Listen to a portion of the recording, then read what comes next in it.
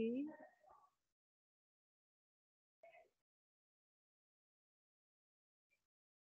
Okay, Abdurrahman, let's go on. Okay, we have also a metaphor, using a metaphor. This is okay. This is second stanza. We have another figures of speech, which is a metaphor. A metaphor when we compare two things together without using like or as. Line 2 and 4. Let's see. Into the living sea of waking dreams, but the vast wreckage of my life sustains. The poet compares his broken dreams to a wrecked ship, or to a wrecked ship, to show how spiritually destroyed he is. So he compares his broken uh, uh, uh, dreams with what? With the ship, a wrecked ship. So like his dreams are like a ship was destroyed in the sea and vanished completely. So these are his dreams according to his feelings. No dreams came true, so they were destroyed like a ship was destroyed in the sea. This is a metaphor. We have here something we call a paradox. This is nice. Paradox in line 5 and 6. Let's see what's paradox. What's the meaning? It's also something that is useful for clarifying the meaning and to focus on the meaning more and more to make it clear. Like the idea of, like the sentence when he says, even the dearest that I love the best. So the dearest he loved the best. What about the dearest that he loved the best? Are strange, rather stranger than the rest. So paradox here means two opposite ideas. The dearest, the people I love the most, the closest one. What about them? Oh my God, they are strangers. So here is the surprise, here is the shock. When you say the dearest, the people I love, and I wait you to say that they are close, so I find you say they are strange. And not only strange, they are stranger than everybody else. So this is the paradox, the two opposite ideas. An idea wasn't expected to be said. Okay, so the opposite idea of what should be said. The opposite. The poet experiences two mixed emotions at the same time. When you feel something is so close and so stranger. Okay, we have also in stanza 2 still, line 1 and 2, a repetition. Into the nothingness of scorn and noise, into the living sea of waking dreams. So we have the word into is repeated to show how involved he is. This is into. This is a mistake. The word into is repeated to show how involved he is in his grief and solitude. Grief, sadness, solitude, loneliness. Okay, this is sadness, this is loneliness. So into the word into. So imagine when he repeat into, what's, yes, I felt that actually when he repeated into, he wants to say he's inside his grief. He can't get out. So it's deep, deep into his grief and solitude and loneliness. So this is the importance of the repetition here of the word into. Okay, we have still in stanza 2, we have consonants in line 5. What's line 5? Even the dearest that I love the best.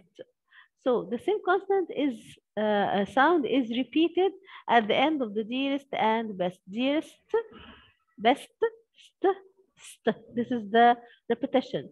So this is what? This is a repetition of the consonant sound st, t, or t.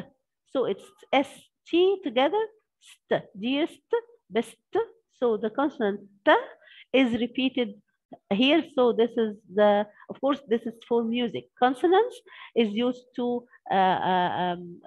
attract your hearing and mix music. So this is the importance of consonants. This is sound devices, of course. So if you have the booklet right next to it, it's a sound device. It's a consonants good for hearing. Makes it like قافية والوزن and things like that in Arabic. All kinds of poets in all languages are the same. Okay, so this is consonants. What the consonants? To repeat the consonant sound. Okay, in the same line, of course. Here's t and here is t.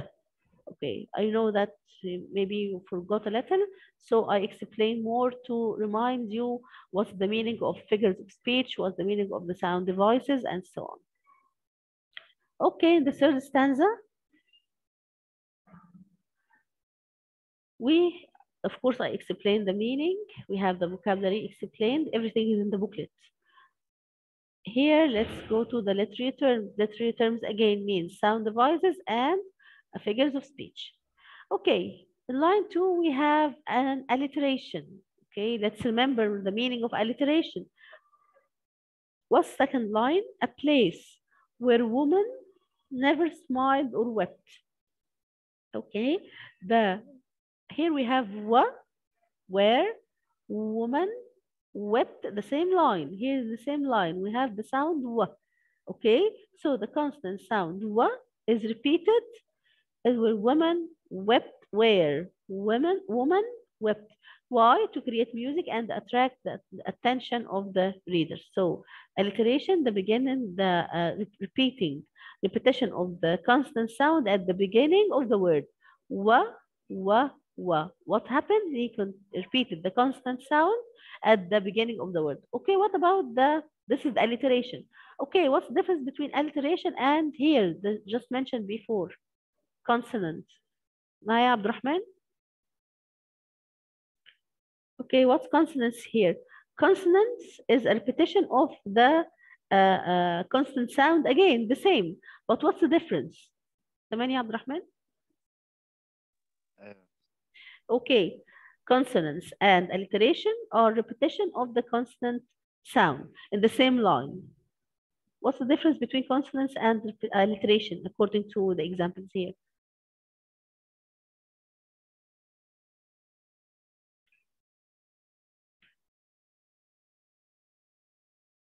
Constant sound repeated here at the end of the word. Dearest, best. So the consonants is the repetition of the sound at the end of the words. Okay, like t here. What about alliteration? Is the repetition of the constant sound again, but where, ya Abdurrahman? Here, this alliteration, where woman wept. So here's the repetition of the consonant sound at the beginning of the word. So alliteration is the beginning of the consonant sound at the beginning of the word. Consonance is the repetition of this consonant sound at the end of the word. تمام يا عبد الرحمن؟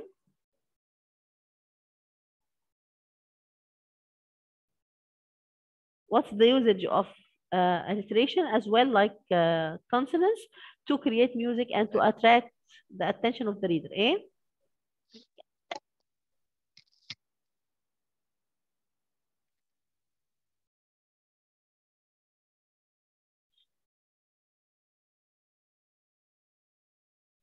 Okay. So the usage of alliterations, consonants, is to attract your attention and to make music and so on. Here in stanza 3, we have contrast as well.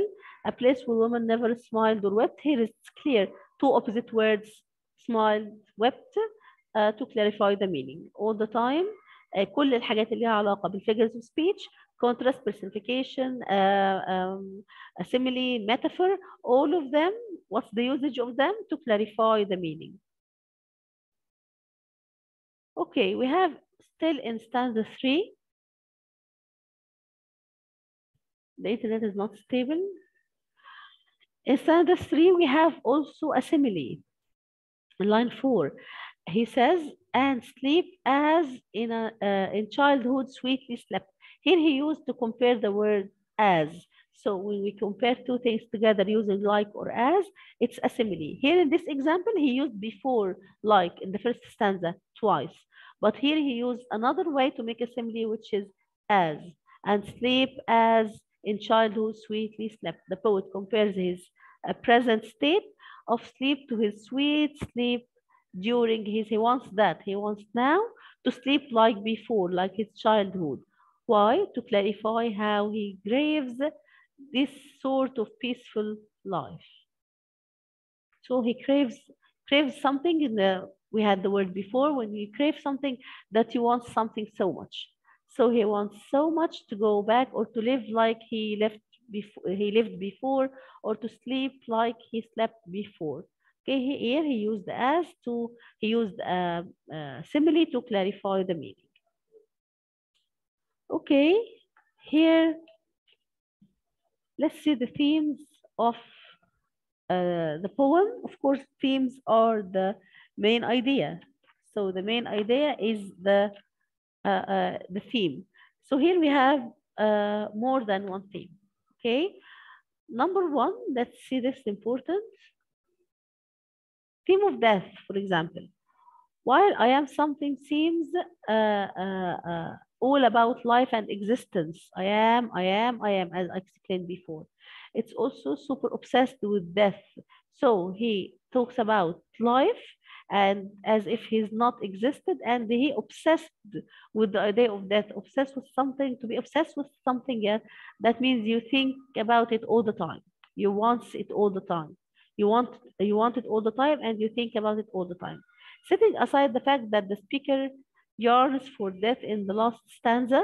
So in the last stanza, he wants to talk about last stanza, to be with God and to sleep on grass and to cover with the sky, as if he's dead or something. So kind of being dead.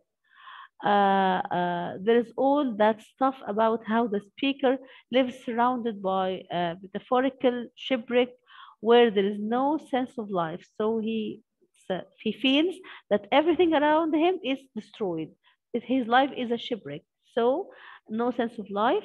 In fact, part of the reason the speaker wants to die is because everything around him is metaphorically dead. So he feels that everything around him is dead.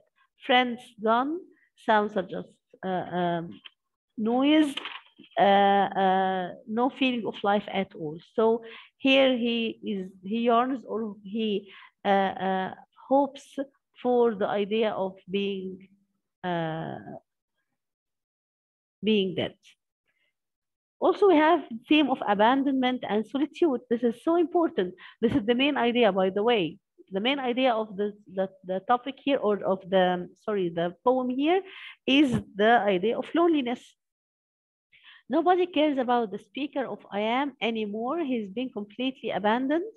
As if we couldn't guess how terrible this is, the speaker spends a good part of the poem telling us all about it. So he tries to give us a clear idea how being alone is terrible. So he explained this in details, actually, and he gave us pictures and images to imagine how terrible this is.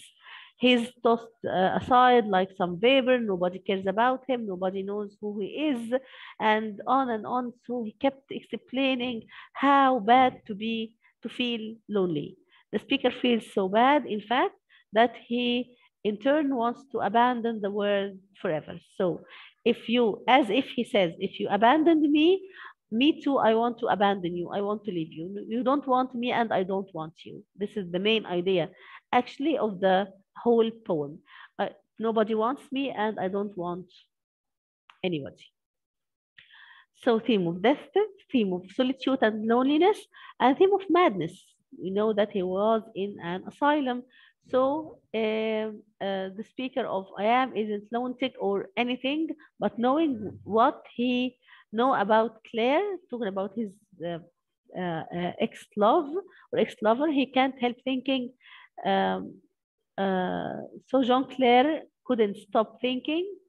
His poem gave him at last a little glimpse of what the world looked like to somebody who's on the verge of mental breakdown. So this is a kind of image for people who are insane. Let's kind of we get closer to them to know how they feel. People start to seem different. They feel people like that when people lose their minds and go to asylum. People who have mentally problems or illness, they start to feel everything. People start to seem different. Sounds aren't really recognized, and strange things like woes become visible. So they see things. People in the asylums, they see things. They see as if people talking to them, was talking to them, was like people talking to them. So it's normal for a person in an asylum. The poem doesn't really say anything about how this happens, but it's possible that the speaker extreme loneliness has something to do with his state of mind. Maybe long loneliness did that to him. I am undoubtedly Claire's most famous poem. We think it's so this the most famous one. So we think it might be his best too. Claire probably wrote this poem around 1844 or 1845, which means he wrote it during trip number 2 to the asylum. So he went to the asylum and escaped and entered again to the asylum. So when he entered again to the asylum, for the last time, for second and last time, he wrote this poem. While it possibly refers to the decaying state of Claire's mind, decaying state of Claire's mind is that decaying means so bad, getting worse, worse and worse. Okay, all the friends seem strange, language seems like noise, so he feels even people talk around him, he feels it noisy. Okay, the language is strange. He doesn't understand people, dude. So he started to be in a very bad mentally condition. The poem is also a beautiful description of loneliness and change, even as his friends have begun to desert him or treat him as if he were dead. The speaker insists on reaffirming the fact that he is alive. So he wants to make sure or to assure the idea that I am still here. And it's extreme sadness brought on by this loneliness that partially accounts for his death with his death wish in the poem's final stanza. So at the end of the stanza, he wished to die, and that was so clear. This is a good example for poem that is full of ideas, images, figures of speech, sound devices, strange ideas, and new ones. So I think this is enough for today. It's almost enough. And next time, inshallah, we'll complete give like kind of introduction with the other poem, or maybe online to continue or to complete unit 4 O level. So thank you, Abdurrahman, for attending the session. And of course, it's recorded. If anyone wants to watch it, it's recorded and will be at the school site after maybe half an hour. Okay, thank you.